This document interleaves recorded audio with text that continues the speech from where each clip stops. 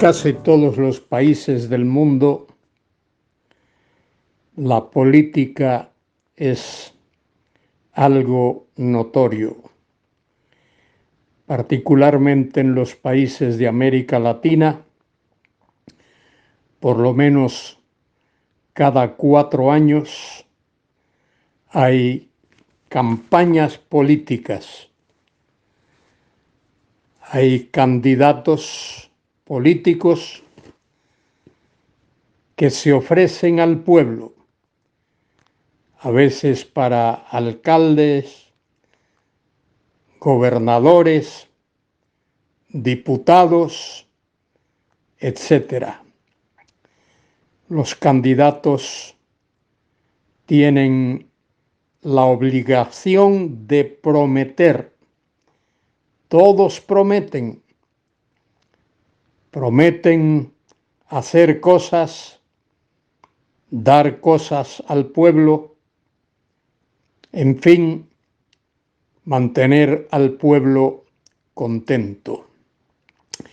La mayoría de ellos, tristemente, hay que decirlo, no cumplen con sus promesas.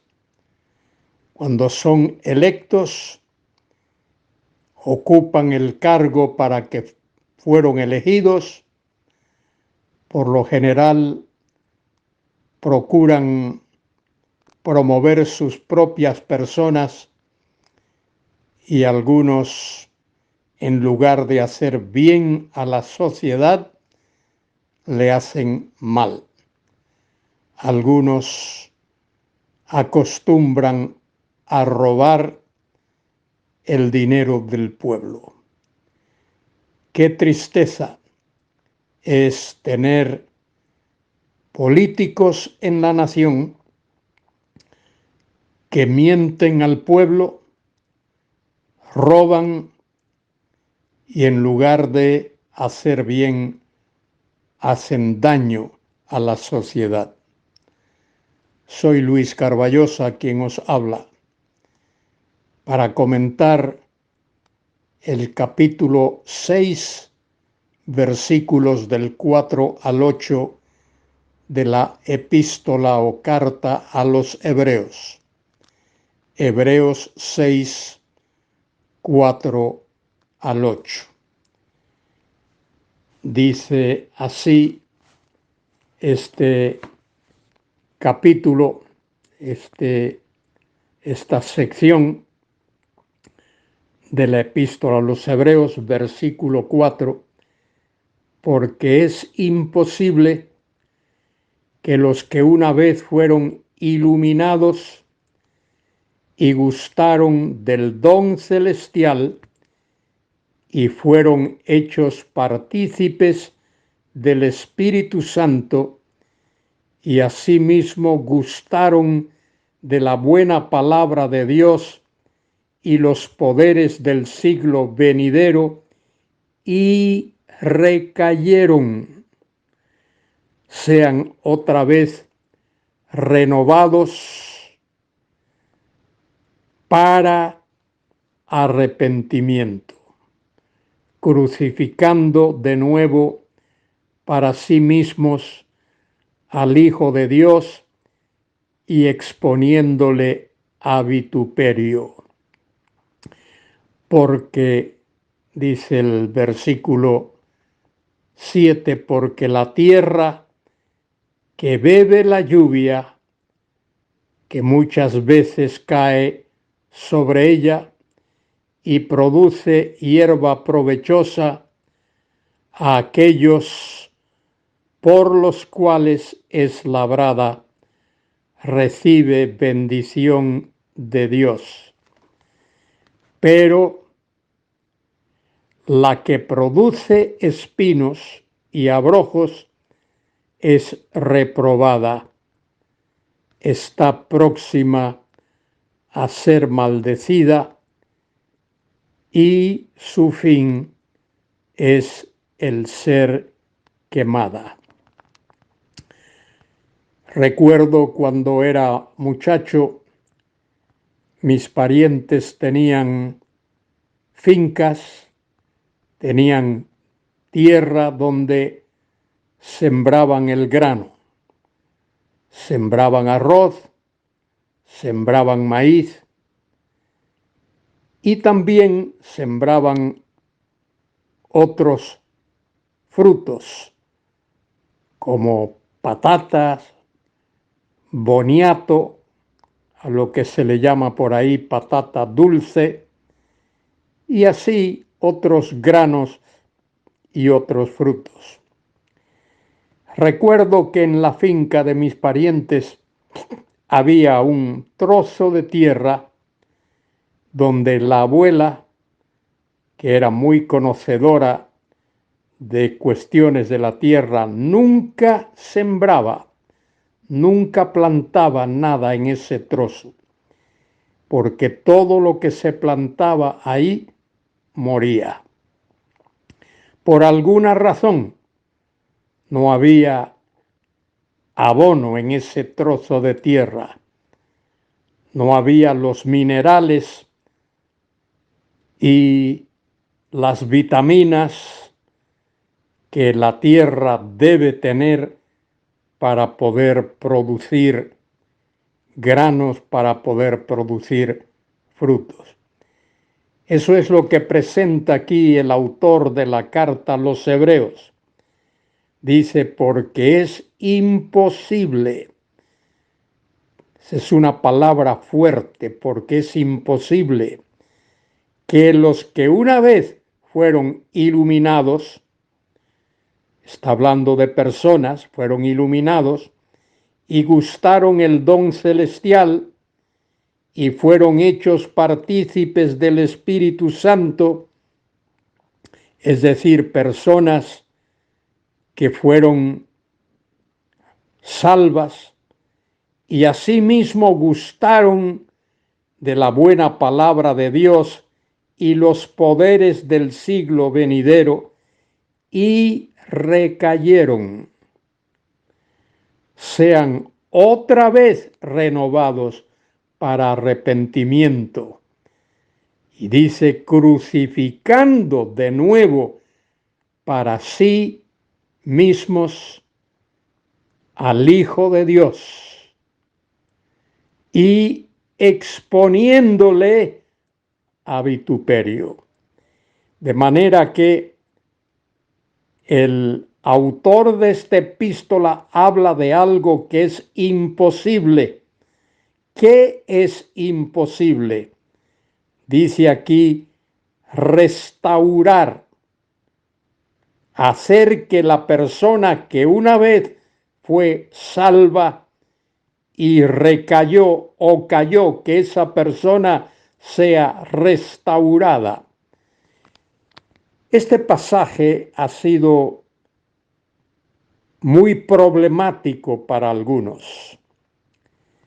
La palabrita imposible, hablar de aquellos que una vez gustaron la buena palabra de Dios y los poderes del siglo venidero y recayeron, esa posibilidad de recaer, sean otra vez renovados para el arrepentimiento. De manera que algunos que toman este pasaje para enseñar que la salvación puede perderse, no analizan con cuidado lo que el autor de este pasaje está diciendo. El pasaje habla de la imposibilidad de la restauración. Y ese es precisamente el centro del pasaje.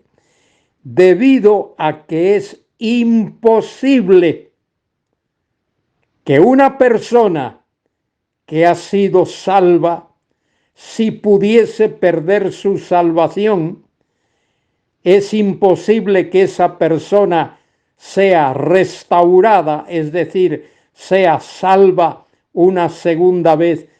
La imposibilidad de la restauración afirma que es imposible que alguien que ha sido salvo pueda perder su salvación. Quiero explicarme de nuevo, resumidamente. Lo que el pasaje está diciendo es que la imposibilidad de restaurar a alguien que ha sido salvo si esa persona perdiese su salvación, es imposible restaurarlo. Dice versículo 6, y recayeron, sean otra vez renovados.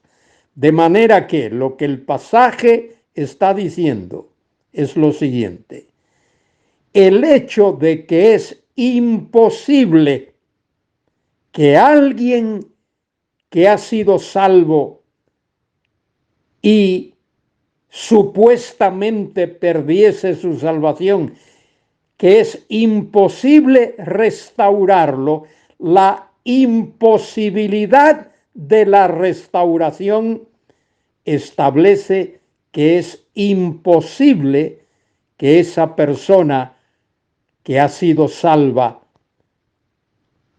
sea restaurada.